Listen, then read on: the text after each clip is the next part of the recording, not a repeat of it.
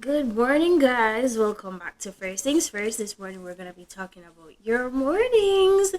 One of the reasons when I started this podcast that the episodes were in the wee hours of the mornings is because I genuinely wanted to help to provide accountability for having early morning devotionals. The reason that stopped is manifold, and one of the reasons is because I'm having my own, and I started doing the recordings on the day of posting. That was too tight, guys. Married my own business, and then I'm reading what, because I never wanted to share what I was reading. I also realized that my main goal with everything is just to encourage relationship with the Lord. And I didn't want to be strict with the time and then hinder me doing anything else. And that's why those are two or three reasons why. However, I recommend for your mornings. I do recommend early mornings. Early morning devotionals. Even if this is something I used to do a lot. Even if you have to wake up, I don't know, some people have mixed feelings about interrupting their sleep, but I sleep like a baby. I just need to lay on my stomach. Baby shouldn't do that. But I just need to lay on my stomach and cross my legs and rock it from side to side, and I'm something very disturbing has to be happening for me to not be able to sleep or have to be sick, which I know all too well. But I'm a sleeper. I love to sleep. So I used to set alarms for 3:07. Something that makes me feel like I'm in control. So nothing strict like 3:15. 3:07, a little cute 3:03, 3:12, something like that. And have like an hour of praying alone, because I really realized when it comes on to praying later, I just, after reading the Bible, I feel like so much has been said to me, and I'm like this in relationships as well. I don't know what to say. Thank you, Lord. And I journaling has helped me to feel like I'm praying more, because this is my response to what I've read, and I believe it's a prayer in the form of writing. I recommend early morning wakings because Jesus did it, and there is something about isolating the beginning of your morning from your devotion. I know some people can't fall back asleep when they wake up, so you have to wake up earlier to have your devotion. But for me, when I got my devotional done and I had time to go back to sleep, like 4:34, when I woke up, I was very, very mellow.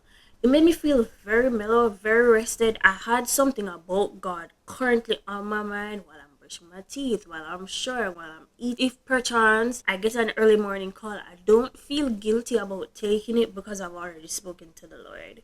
Mark 1 verse 35. Before daybreak the next morning, Jesus got up and went out to an isolated place to pray.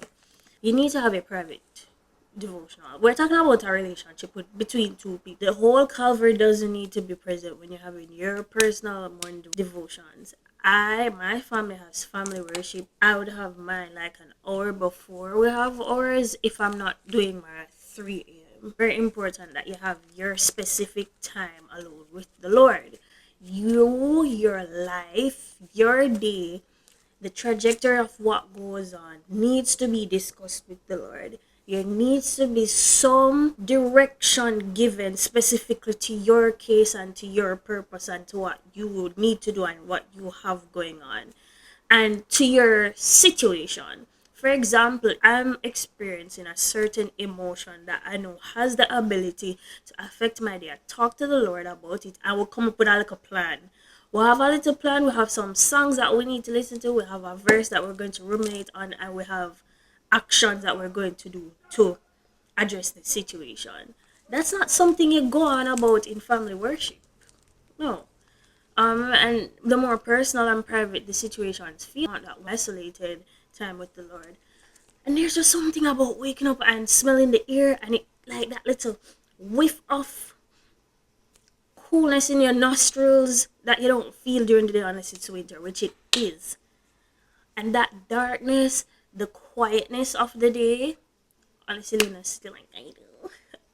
But the vibe is just different. I believe there are things the Lord wants us to do in each day that we need to have that established. It's like a debrief, the day's debrief before execution.